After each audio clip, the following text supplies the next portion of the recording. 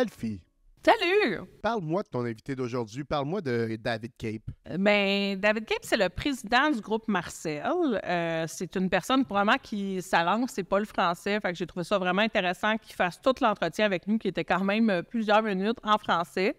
Il est venu nous parler, en fait, de toute l'histoire derrière Groupe Marcel, qui, à la base, était une entreprise qui est à Chicago, là, c'était pas au Québec. Et là, comment il a implanté ça avec sa famille? Bien, pas lui nécessairement précisément, parce que lui, c'est la 4e génération qui a repris Marcel. Fait que l'arrivée au Québec, l'achat des oitiers, l'implantation d'une autre marque. Fait que, tu sais, tout ça, c'est vraiment très intéressant comme histoire. Fait que j'ai bien aimé échanger avec lui aujourd'hui. Ah, puis découvrir aussi un autre angle, tu sais. Exact. Fait que un podcast super intéressant, encore une fois. Un invité vraiment engagé, connecté sur son entreprise, 4e génération. Fait que je pense que les gens vont aimer l'écouter. Bonne écoute, tout le monde. Bonne écoute!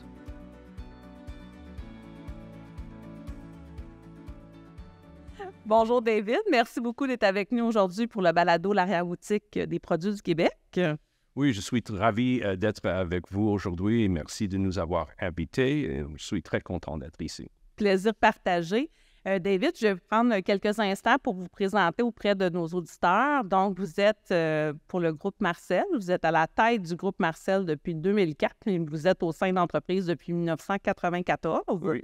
Vous représentez la 3e génération pour le groupe Marcel. Donc, l'entreprise est dans les mains de votre famille depuis longtemps. Mmh. Avant de joindre le groupe Marcel, vous avez fait des études à Princeton. Oui. Et par la suite de ces études-là, vous avez eu une carrière en informatique. Et après, vous êtes revenu dans l'entreprise. Comme quand vous êtes revenu dans l'entreprise, il y a eu certaines acquisitions qui ont eu lieu. Moi, je suis assez curieuse de comprendre un peu qu'est-ce qui vous a amené à ces études-là, qui étaient principalement en informatique, je crois.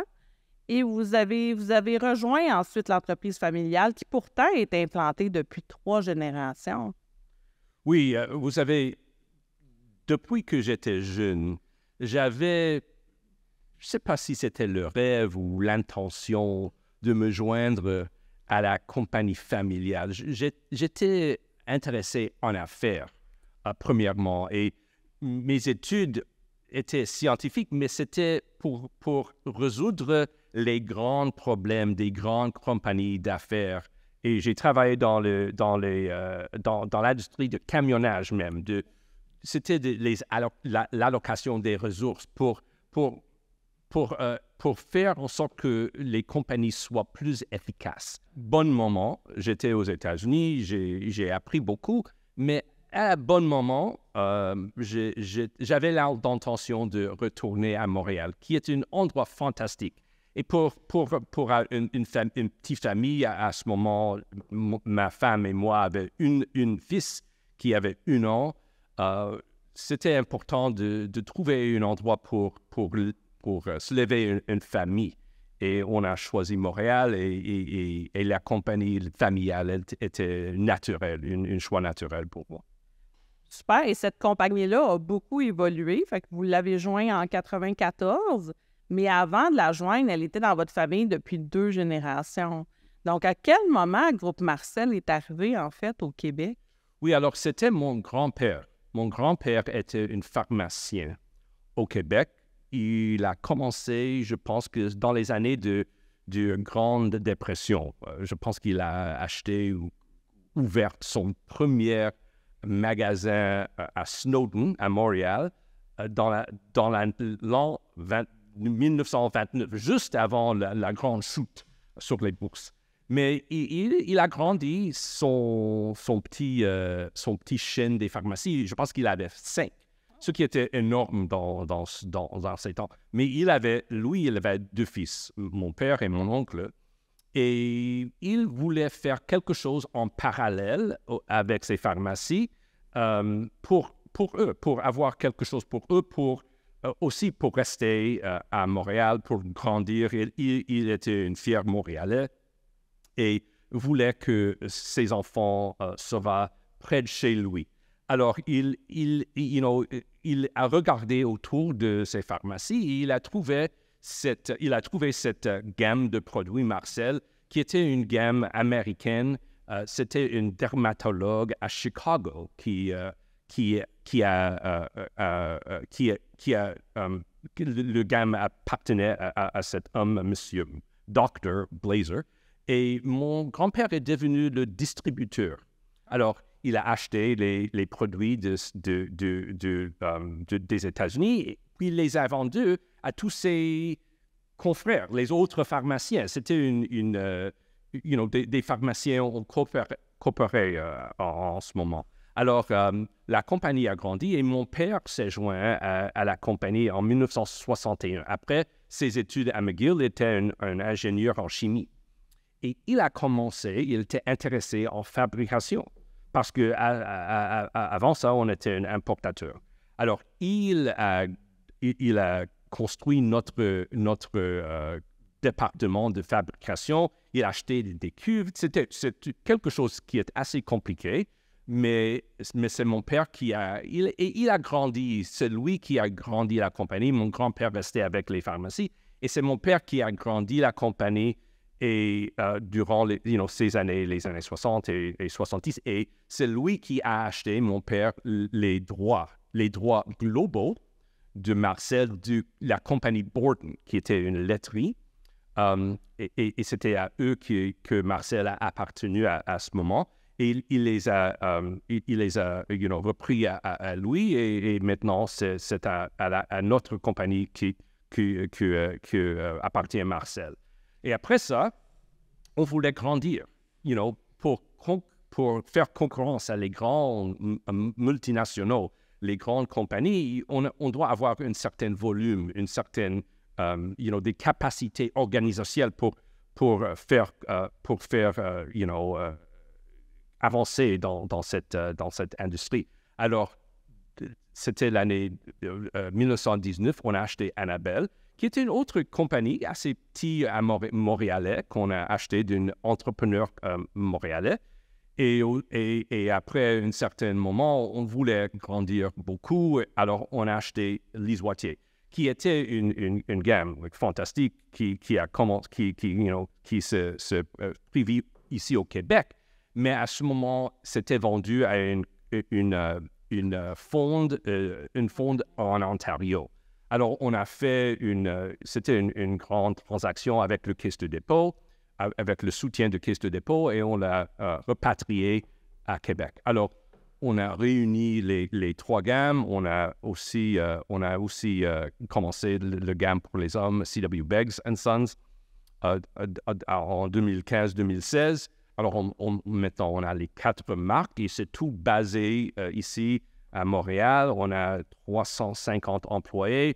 On fait de fabrication. On fabrique beaucoup de produits. Tous les produits qu'on peut fabriquer ici, on fabrique ici au Québec. Et on a toutes les équipes de marketing, de digital, des achats, des logistiques. C'est tout basé ici au Québec. Impressionnant. Donc, en 1994, vous joignez l'entreprise. 99, Annabelle, dont on fait l'acquisition. 2016, les Oitiers. 2016, C.W. Beggs & Sons. 350 employés. Combien de produits au total? On a 1200 produits réguliers, okay, alors qui se vendent chaque jour et tous les magasins peuvent les commander. Puis, on a chaque année quelques centaines de produits qui sont promotionnels. On a les cadeaux de Noël, on a les produits promotionnels de maquillage qu'on a dans les saisons d'été ou d'hiver que les consommatrices attendent avec hâte. C'est spécial, mais alors ça monte à peut-être 1500 produits qu'on doit prendre soin. Et puis là, dans le fond, les ventes, donc 4 grandes marques, si je peux me permettre. Les ventes de ces 4 marques-là sont faites au Québec, au Canada et aux États-Unis pour les 4 marques? La plupart des ventes sont au Canada. Okay. On est vendu partout au Canada, de Terre-Neuve jusqu'à Colombie-Britannique. Dans tous les magasins, on peut trouver nos produits dans chaque pharmacie, dans les magasins à grande surface. et on est vendu à l'Internet aussi, mais nous faisons affaire avec Amazon au Canada et aux États-Unis. On essaie de grandir nos ventes aux États-Unis au fur et à mesure d'une façon intelligente. On ne veut pas faire avancer trop vite parce que c'est cher. On doit faire des achats avec du marketing. On doit avoir on doit faire de demande pour les produits. Alors, ça prend un effort. Mais nous le faisons d'une façon rationnelle. OK. Et puis, dans le fond, ces marques-là, ce sont des marques... J'exclus CW, Beggs & Sons, qui est comme plus récente. Oui. Les autres marques, elles ont 50 ans et plus. C'est quoi la consommatrice type de chacune des marques? Alors, nous ciblons des consommatrices différentes pour chaque marque. Les consommatrices d'Annabelle sont un peu plus jeunes et les consommatrices de Marcel et Annabelle sont peut-être il y a un peu de l'overlap, mais les produits de Wattier sont plus dispendieux, alors il y a on doit avoir une certaine position économique, mais les produits Marcel sont ciblés dans le moyen, sont plus abordables pour les femmes qui commencent à utiliser les soins de peau, mais il y a beaucoup de loyauté à les produits. Alors, on peut, quand les femmes commencent à utiliser Marcel, on peut les utiliser pour toute leur vie, et même avec Wattier. Et, avec les cosmétiques Wattier sont bien appréciés par, même les femmes de 25 et plus. Puis comment vous avez vu, parce que là, 50 ans, c'est une période respectable. À l'intérieur de cette période-là, il y a aussi eu une pandémie qui a changé le comportement de la consommatrice. Comment vous avez vu l'évolution du comportement d'achat de vos consommatrices dans les dernières années? Ça, c'est l'évolution, même depuis que je suis arrivé dans la compagnie est formidable. Et ça continue. I mean, le fait, ce qu'on a vu avec COVID, la pandémie, ça c'est seulement un changement. Et je pense qu'on revient un peu, mais les gens évitent les testeurs un peu, sont un peu plus prudents. Mais la sophistication de la consommatrice dans les dernières 30 ans a changé beaucoup. Les consommatrices sont beaucoup plus informées à des sujets, les ingrédients. Ils savent, ils sont à l'écoute dans les médias et sur l'Internet aux technologies et nouvelles technologies, et ils cherchent. Il y a 30 ans, une consommatrice aurait eu 2 ou 3 crèmes ou lotions qu'on utilisait à chaque journée. Maintenant, ils ont une douzaine de sérums dans leur dans leur portfolio. Les changements à ce niveau, alors on a les consommatrices qui sont très bien informées et prennent soin de leur peau.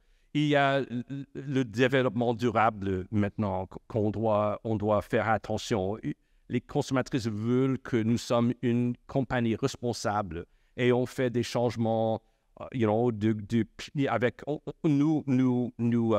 prendrons les poids en total de tous nos packaging, nos emballages en plastique ou en verre ou en papier. Alors, nous faire en sorte de réduire l'utilisation de plastique parce que c'est quelque chose qui est dans nos valeurs, mais c'est bon pour l'environnement et c'est demandé.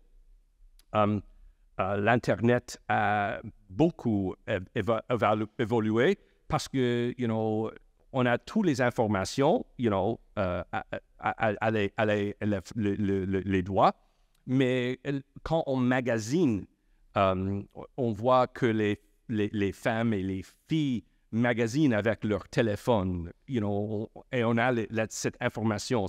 Alors, il y a beaucoup d'informations. Même aussi, les détaillants sont beaucoup plus scientifiques. On a beaucoup de data en mouvement des produits, quels produits fonctionnent et quels produits ne fonctionnent pas. Et on doit retirer les produits qui ne fonctionnent pas. On doit faire les changements assez vite. Alors, les procès, c'est beaucoup plus scientifique.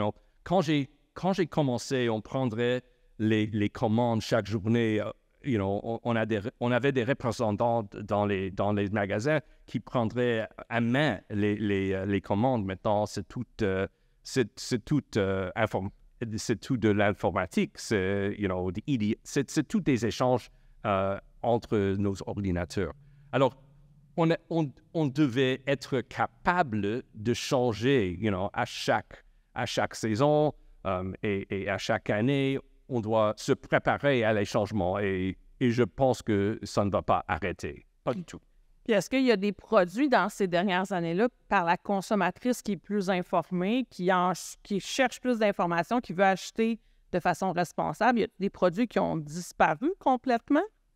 Oui, il y en a. Il y en a des produits qui ont disparu parce qu'ils avaient des ingrédients. Les femmes maintenant veulent des produits vegan. Nous avons nos crayons ici qu'on a relancés qui sont vegan, d'une origine végétaux. Alors, l'origine des produits, les origines d'ingrédients, le développement, la durabilité des produits, même si on a un produit comme palm oil, oui, comment on récolte les pommes pour donner l'huile de pomme. Alors, tout ça doit être pris en conscience quand on fait nos formulations, quand on fait nos recherches et développements, pour toujours être à l'avant, pour toujours comprendre où va notre industrie. Fait que là, il y a l'information du produit, de la composition, mais il y a aussi où le produit est fait. Puis là, dans le fond, Marcel, Annabelle et les Oitiers, ce sont pour plusieurs produits, peut-être pas l'entièreté, sont fabriqués au Québec. Oui. Sont fabriqués au Québec. Est-ce que c'est une information que vous véhiculez sur vos produits? Oui, on essaie. C'est marqué Made in Canada ou, fait au Canada, dépendamment. On a quelques produits ici et sans doute, si on prend une, on va voir que, celui-là, je suis certain que c'est fait au Canada. C'est fait chez nous, à Montréal. Alors, je suis très fier de notre capacité de fabrication et c'est un avantage économique de faire les produits ici, au Québec, et de ne pas les importer d'Europe ou des États-Unis. Alors, tout ce qu'on peut faire ici, nous faisons ici. On fait la fabrication et sinon, on fait l'emballage. On fait tout ce qu'on peut faire ici dans notre usine à la Chine. OK. Parce que c'est un avantage pour notre compagnie. Et même le contrôle des inventaires, dans notre industrie, les quantités d'une couleur, d'un produit de maquillage, on vend dans une, 1000, 3000 points de distribution, mais il y a des couleurs, des couleurs d'une rouge à lèvres où on vend 300 par mois. Ça c'est les statistiques. Les ventes par mois, pour nous, ça nous donne notre volume. Et à ce moment, si on vend 3000 par année ou 2000 par année d'un produit, on ne peut pas acheter 5000. Alors, pour nous de contrôler notre inventaire, nous avons cet avantage d'être ici et près du marché et de connaître la demande exacte pour être efficace dans notre production. Puis dans le fond, on parle d'un avantage concurrentiel. Votre compétition, c'est d'autres joueurs en cosmétique. Est-ce qu'il y en a d'autres qui fabriquent au Québec?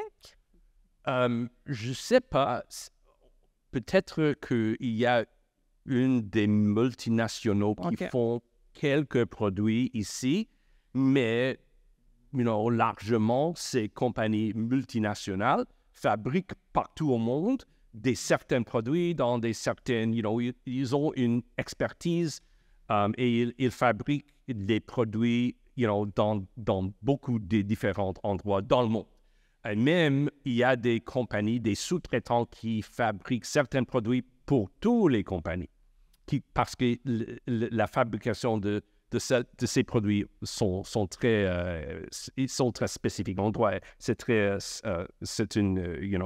C'est des produits, assez difficiles à produire. Mais pour nous, d'être ici dans le marché pour nous, c'est un atout, mais, nos concurrents sont des grandes multinationales. Alors, c'est un défi aussi pour faire le concurrence avec ces grandes compagnies. Ben justement, ces compagnies-là qui ont des usines dans plusieurs pays, plusieurs provinces, possiblement, est-ce que c'est difficile d'être compétitif en termes de prix quand on décide de fabriquer au Québec? C'est difficile, mais c'est pas impossible. OK? Être en affaires aujourd'hui, c'est difficile. Et si quelqu'un a une compagnie, business, où c'est facile, je veux le rencontrer. Non, c'est difficile. C'est toujours difficile. On a toutes sortes. On a les réglementations, on a le marché, nous connaissons toutes les difficultés avec le main-d'œuvre et tout ça, que les autres compagnies font face à ces problèmes. Mais nous pouvons le faire. Ce qui est intéressant pour nous, c'est que nous concevons les produits ici, et ça, c'est beaucoup plus rare. Pour nous, nous avons nos équipes d'innovation, de recherche et développement, de marketing, et c'est tout basé ici. Alors, les ressources humaines qui vont dans nos produits sont basées ici à Montréal et au Québec. Et ça, c'est quelque chose qui est différent des autres compagnies où les produits sont conçus, sont innovés ailleurs, en Europe, aux États-Unis. Mais nous faisons tout ce travail ici et c'est quelque chose dont nous sommes très fiers. Bien, vous avez de quoi être fiers, moi, je vous félicite. Récemment, vous avez obtenu des marques de certification produits du Québec pour plusieurs centaines de produits. Je pense que c'est plus ou moins 1000 produits qui ont été soumis, qui sont à la fois fabriqués et ou conçus, principalement. Comment vous voyez l'utilisation de ces marques-là dans votre stratégie d'affaires? Je pense qu'on va le mettre en avant, dans les magasins, sur ce qu'on appelle le POP, le point of purchase, le matériau, les shelf talkers, tout ça, pour que les femmes ici au Québec peuvent savoir que ces produits sont fabriqués et conçus ici au Québec. Je pense que nous sommes une compagnie qui est assez modeste. On nous a accusés d'être un peu modeste. Je n'aime pas, et on n'aime pas se vanter. OK. Mais c'est important. C'est important que les gens sachent que les produits sont faits, sont conçus ici, au Québec. Est-ce que vous voyez la responsabilité de la communication dans les mains du manufacturier ou du détaillant? Comment vous voyez ça? Pour nous travaillons en partenariat avec les détaillants. C'est un partenariat, mais nous prenons la première, pas toujours. Ils ont beaucoup de produits différents dans le magasin. On nous donne souvent des règlements et tout ça, mais c'est souvent nous qui, mettons en avant nos produits. C'est nos produits, on prend soin de nos produits avec leur approbation, toujours. J'ai envie de vous parler, parce qu'on a parlé au début de votre passé, votre arrivée dans le groupe Marcel, qui remonte à 1994. Oui, c'est ça, quand j'étais jeune. On est tous le jeune de Oui, quelqu'un. c'est ça. Fait que, bon, en 94, vous aviez fait certaines études. Comment vous voyez, vous êtes la 3e génération? Oui, c'est ça. Fait que la 4e, est-ce que c'est vos enfants, ça? Comment est-ce qu'ils sont déjà dans l'entreprise? Oui, j'ai 4 fils, dont deux d'entre eux travaillent dans la compagnie. Depuis, le plus âgé, c'est depuis, je pense, 6 ans.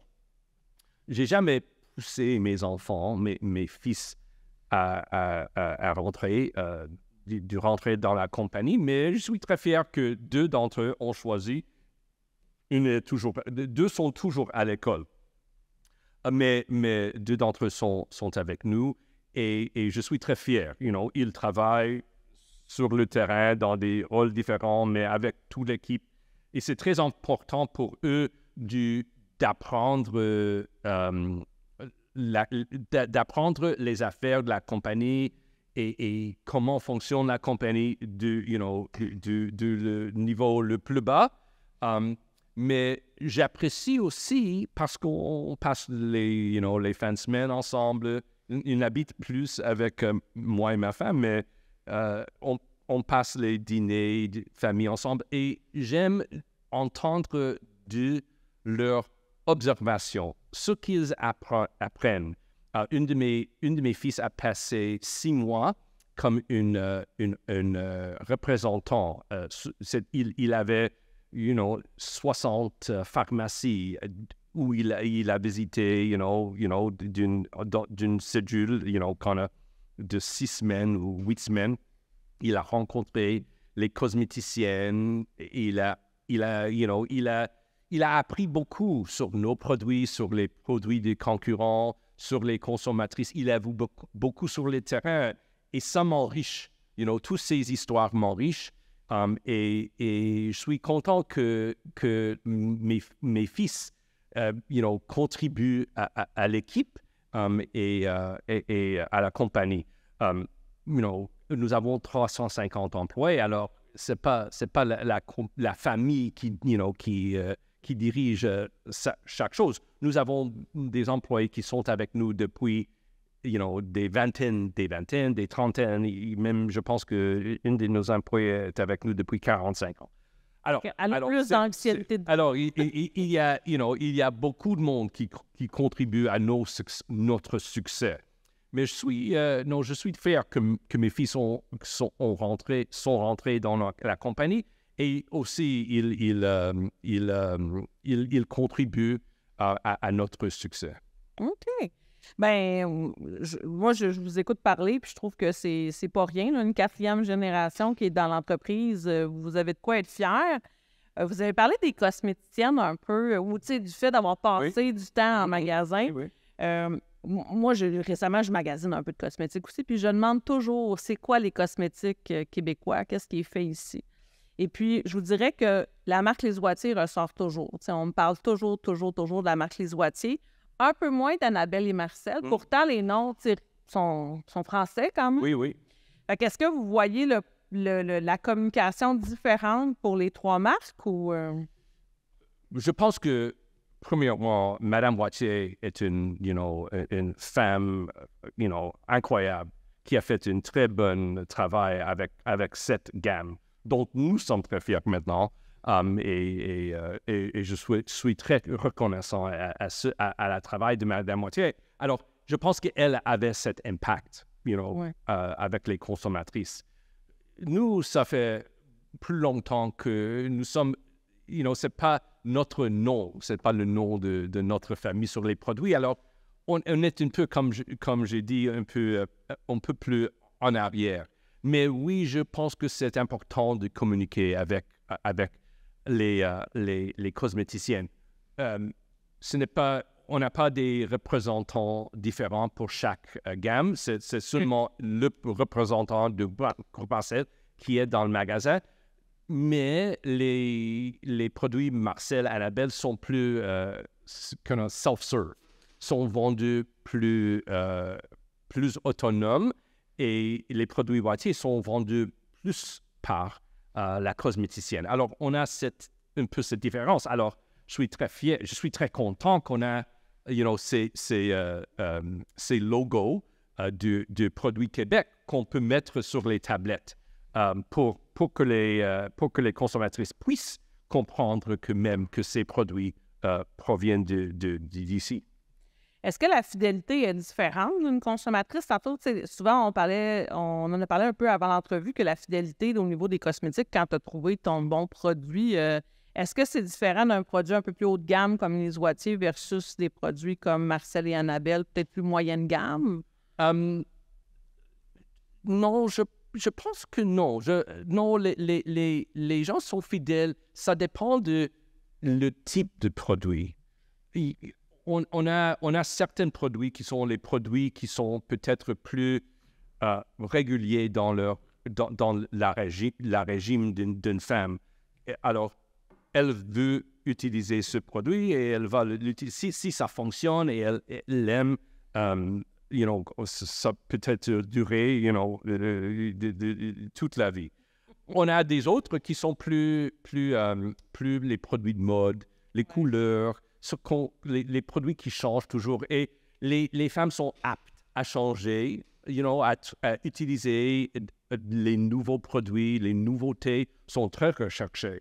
Mais je dois vous dire que, des fois, on doit, parce qu'il n'y a pas les volumes sont peu plus faibles, on doit retirer des produits du marché. Et on vend, à ce moment, peut-être on vend, 50 ou 100 dans tout le Canada, chaque mois.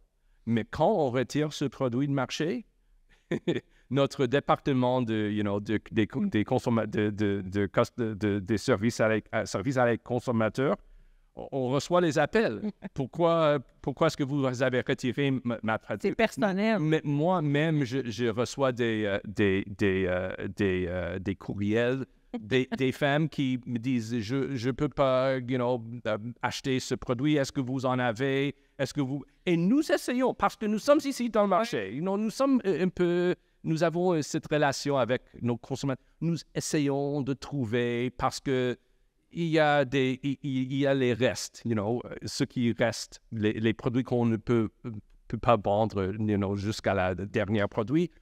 On essaie de trouver les produits et les vendre directement, si on peut, parce qu'on veut, on veut garder nos consommatrices heureuses. Donc, quand vous allez retirer, si vous retirez mon mascara, je vais savoir qui appeler. Je vais vous appeler directement. Elfie, vous avez mon numéro de téléphone sans doute. C'est bon. Oui. On a parlé un peu de fabrication qui est au Québec. Ce que j'ai envie de savoir, c'est est-ce que la composition des produits, les intrants, est-ce que c'est québécois ou c'est plutôt des matières premières qui viennent de l'extérieur? Il y a toutes sortes de matières premières qui proviennent de partout au monde. Et il y a des ingrédients qui ne sont pas, on ne peut pas les acheter. Ils ne sont pas d'origine d'ici. Mais pour nous sommes dans ce marché. Nous sommes, au Québec, on a une opportunité et nous avons beaucoup de matières premières ici. Et pour nous, de les mettre en avant et de les mettre dans nos produits, pour nous, c'est une atout. Alors, on a par exemple le thé de Labrador. OK. On a fait un partenariat avec quelques recherchistes à l'Université de Québec à Chicoutimi.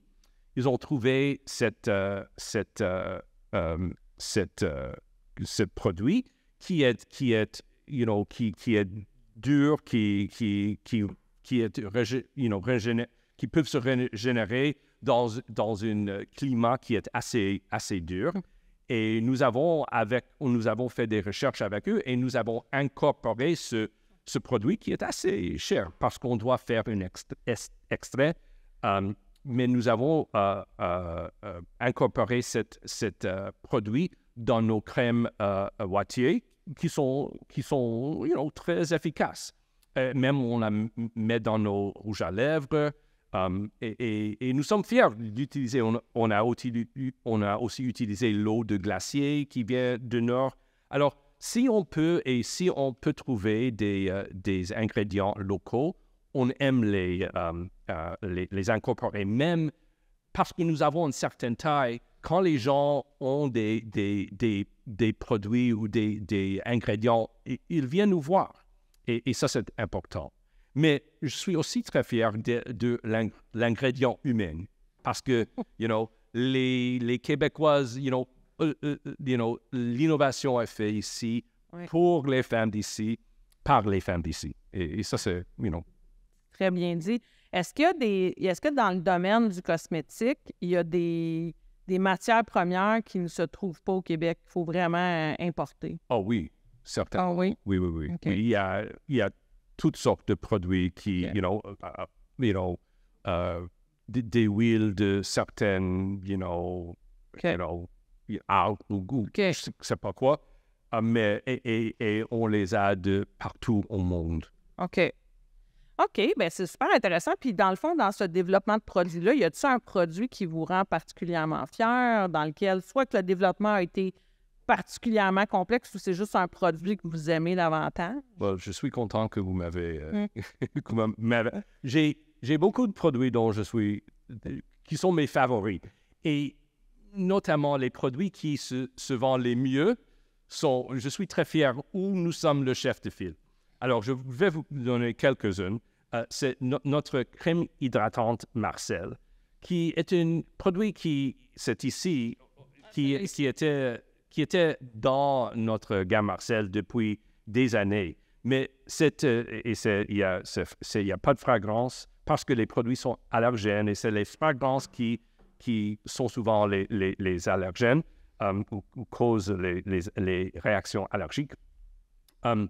Mais quand j'étais jeune et je suis venu au travail avec mon père dans les journées pédagogiques, je me souviens la fabrication de Moisture Cream. Mais on a renouvelé le crème hydratante il y a 1 an et on a additionné le niacinamide, qui est un ingrédient maintenant très recherché par les femmes. C'est les vitamines.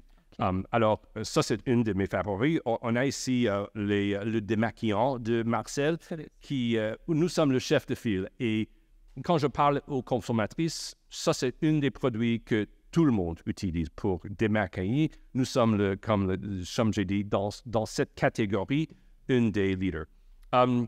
Avec Wattier, notre parfum Neige est une icône au Québec. C'est comme le parfum national du Québec. Et nous fêtons cette année la 30e anniversaire de ce produit qui, comme je dis, c'est le parfum le plus vendu au Québec.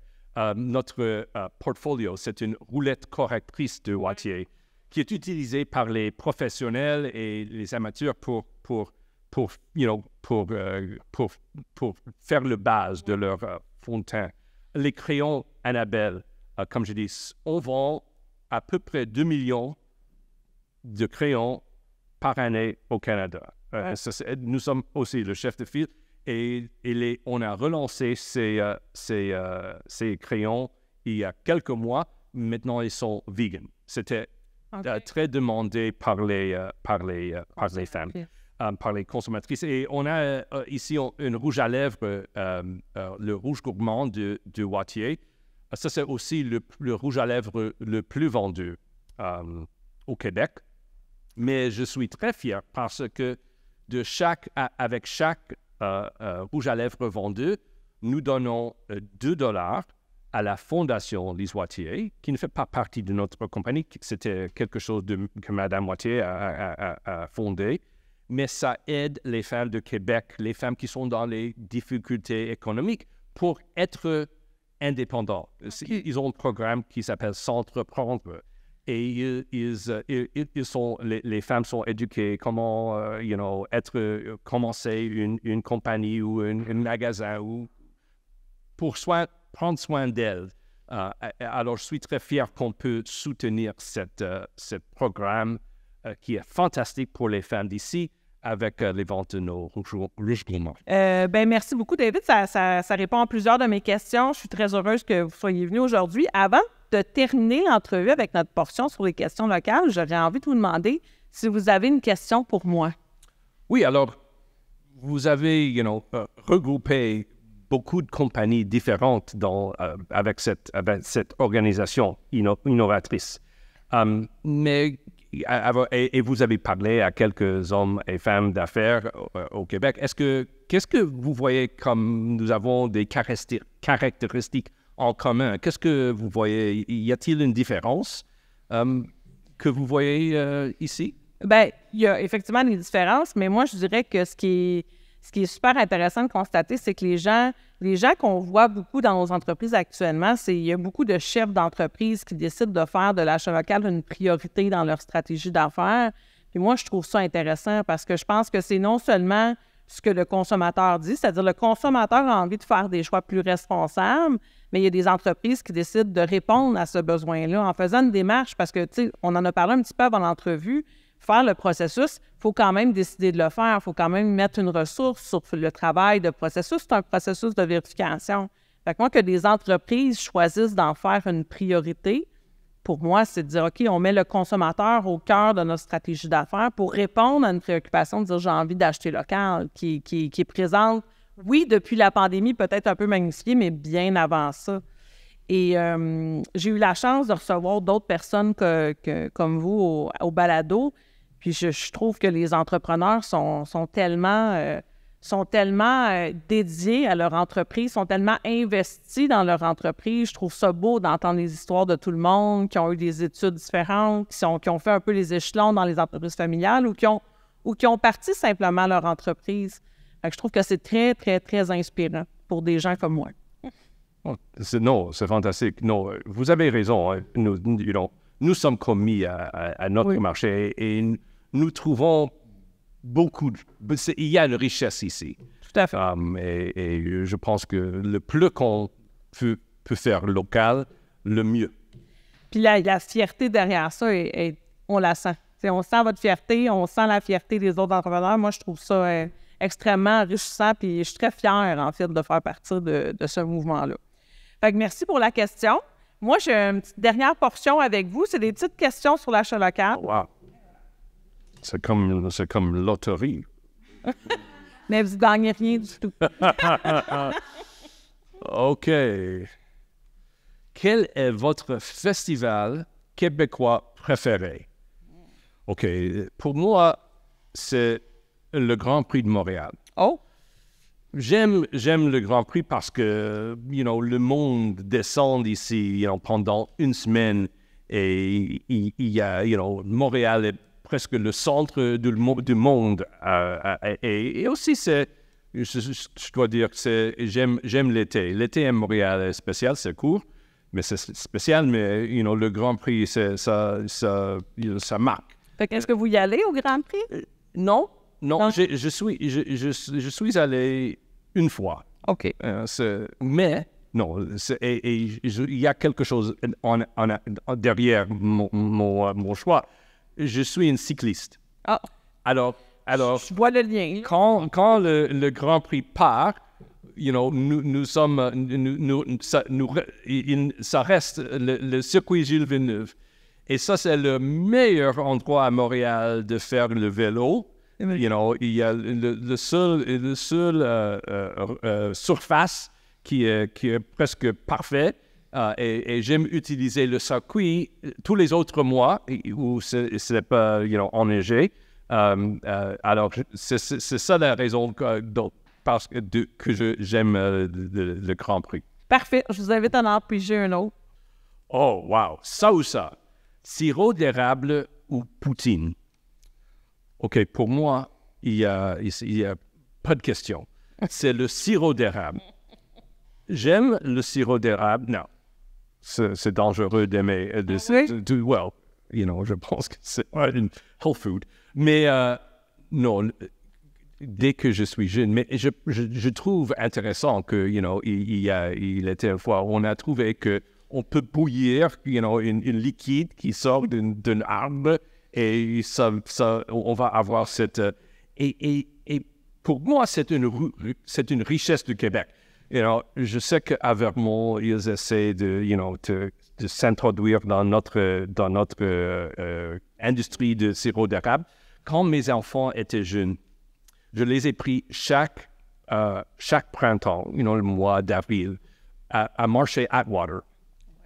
Et j'ai 4 fils, c'était pas tout jeune en même temps, mais on a essayé tous les différents niveaux, je sais pas, c'est niveau whatever, il y a les plus sucrés, les moins sucrés. Ah, oui. Alors les enfants ont essayé les niveaux différents pour choisir lesquels on va acheter. Et c'est toujours, je savais le préféré, mais on avait toujours le fun de faire l'essai de tout et de finaliser lequel. Et à ce moment, j'ai acheté, une vingtaine des canettes Oui. pour l'inventaire de l'année. Fait qu'une dernière. OK, une dernière. Ça, la nouvelle sphère à la place Ville-Marie ou le stade olympique. Alors, j'avais une grande discussion récemment avec mes enfants au sujet de cette nouvelle sphère. Mais pour moi, c'est le stade olympique. Je sais que la stade a une histoire qui est assez compliquée.